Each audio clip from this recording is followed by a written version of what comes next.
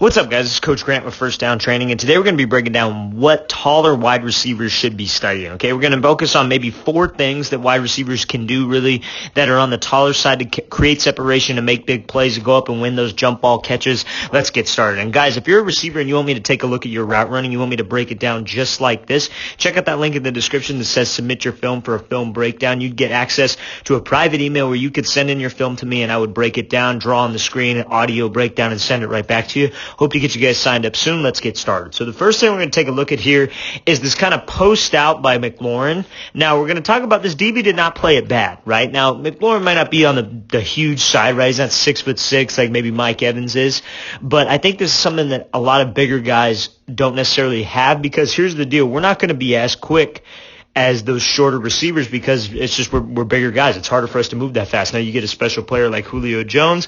He can, right? But when we maybe aren't the fastest, but we're big, we're physical, these are a couple key points. So let's watch this full speed here. So when he breaks on this post, Gilmore does not play this thing bad, but I think the thing I want to focus on is the acceleration out of the break, right? So there are 3 phases to every route. You got the stem, then you got the break where you're creating energy at the top, and then you got the acceleration out. Now the acceleration out is a point that's not heavily emphasized by a lot of people, but you got to think of it. Here's the energy phase where he's trying to create some energy. He's going 3 steps to this post. He's dropping down, pivoting, and he's driving off that 3rd step right here, right? Now, Gilmore, obviously, he's in zone, but he's going to be making a break on this ball. He's going to be driving on this ball. Now, quarterback's throwing this thing back downhill.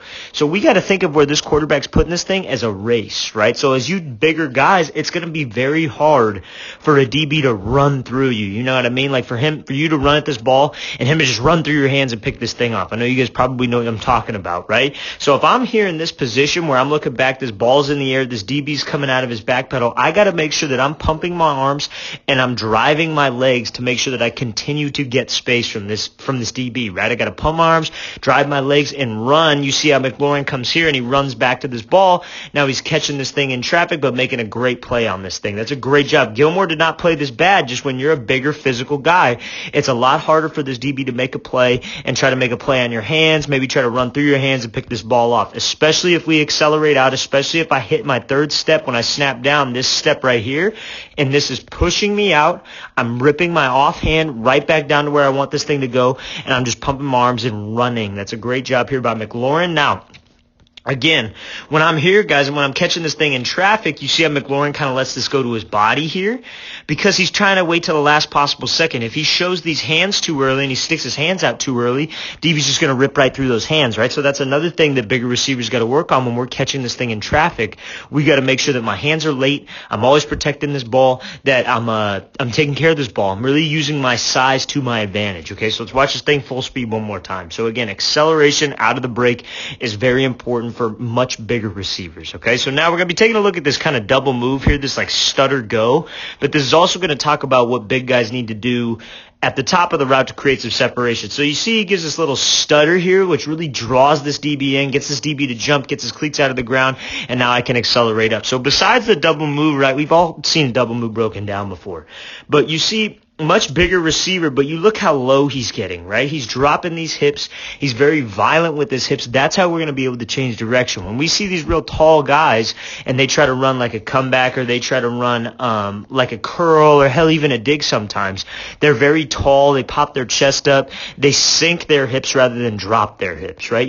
Sink is kind of like, okay, you're real slow, like a boat sinking, right? That's a real slow process. It's not going to drop straight to the bottom, right? That's what I want it to be like with your hips. I want your hips to drop, because if we're explosive like that and we're violent with my hips, more of a reaction by this DB, but also it gets you faster out of the break, right? Your break is much faster when your hips are more violent. So when I'm coming in this break, let's say he's running a curl right here. It's the same hips, right? I need the exact same hips. Now he's working this stutter go. You see how violent his hips are, because that's what's going to draw this DB in. He sees a reaction. He's going to react to a reaction, and especially because he's watching these hips. Now, Here's another thing. You see when he's coming out how good his pad level is. This is something so huge for taller receivers that he's not picking his chest up and not indicating that there's going to be a break. He's just pumping his arms and he's making it look vertical, right? Pumping those arms, running those feet, everything's a fade until it's not. So I'm pushing up vertical as fast as I can. I'm using my hips to stop me. And if your hips aren't violent, you're not going to be able to slow down on a dime, right? Because you see it's just 2 steps right here. You're not able to do that if you don't drop your hips as aggressive as you can. You maybe try to bring your chin to your knee, you get your chest going forward. You don't get to that position if your hips aren't explosive. If your hips are soft and you're running full speed, you're going to end up drifting, right? Or you're going to take all these extra steps. Even if that DB does jump, he's going to try to eliminate steps too. It's all about eliminating steps and getting out fast. Okay, so I hope that helps on any break. Your hips got to be violent.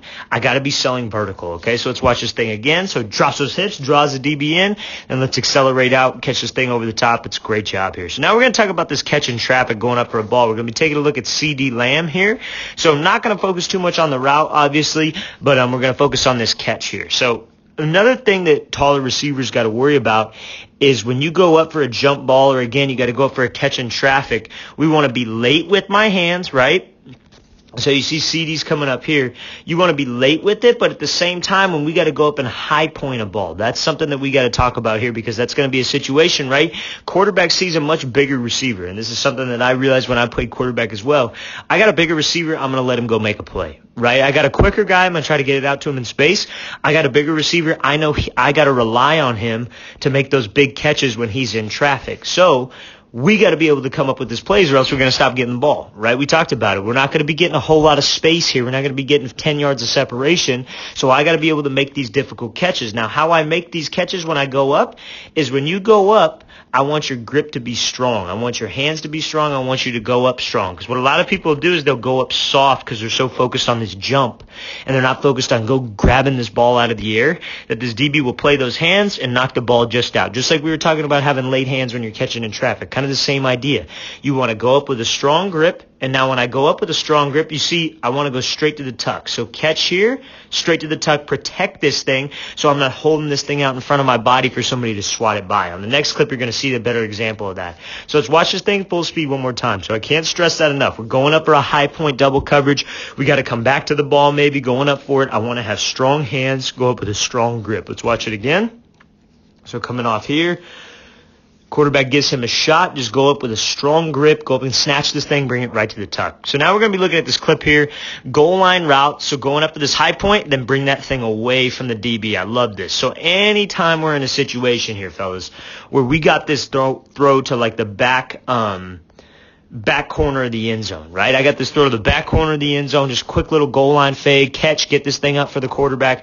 We got to get some separation. Well, this is kind of like a double move here, so it's not really even a fade, but anytime we got some kind of a move to the back corner, right? Whether it's just a straight up fade or whether we got this kind of sluggo action here, maybe a stick nod if we're coming from the slide, if we're walked down a little bit, whatever it might be, where we're going to get this thing up high in the end zone, where quarterback's going to put it where only we can get it. It's going to be the same idea here, right? We go up strong. And you see here, we go up strong for this ball, and the second I catch this thing, the second it hits my hands, I'm ripping this thing away from this DB. So he does not get the ball. We're putting myself, so you catch this thing, we're putting myself between the defender and the ball. You see his backside. Ball's here, defender's here. We're putting myself between the defender and the ball. I'm catching this thing. I'm going up strong for it, bringing it right to the tuck. See, he gets the 1 foot down. That's a great job here. But when we go up strong, then I rip this thing and I bring it right to the tuck so the DB has no chance. Look at his arms. No chance. He's just pretty much hugging this guy right here. We got no chance of knocking the ball out from this DB has no chance of knocking the ball out. So let's watch it full speed one more time. So going up strong, making sure we protect that ball. It's coming off here. Little jab to the inside. Go up strong. Rip this thing away from the DB. Make sure we protect it. All right, guys. I really want to thank you for watching. I really appreciate it, guys. Please leave any questions you have in the comments. And again, if you want me to take a look at your route running, you want me to give you a breakdown just like this one, check out that link in the description. I'll see you guys next time.